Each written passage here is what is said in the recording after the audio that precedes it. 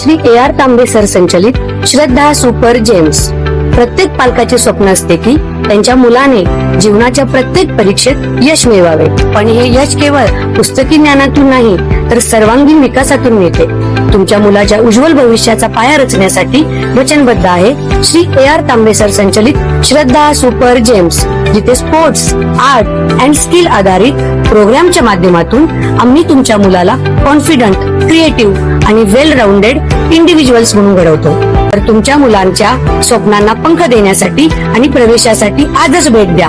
आमचा पत्ता यशोलक्ष्मी नगर रोड, कोल्हापूर नाका, इचलकरंजी। संपर्क 8600826700।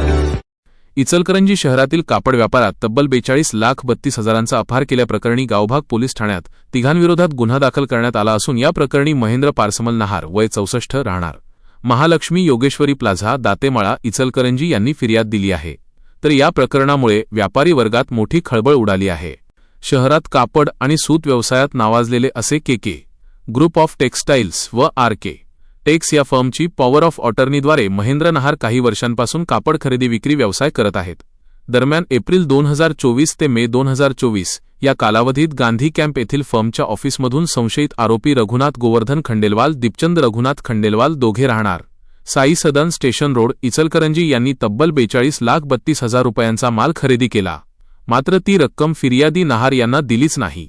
2 वर्षांपासून वारंवार नहार यांनी संशयित आरोपी रघुनाथ खंडेलवाल आणि दीपचंद खंडेलवाल यांच्याकडे घेतलेल्या मालाच्या पैशांची विचारणा केली, मात्र संशयितांकडून कोणतीही सहकार्याची भूमिका दिसून आली नाही।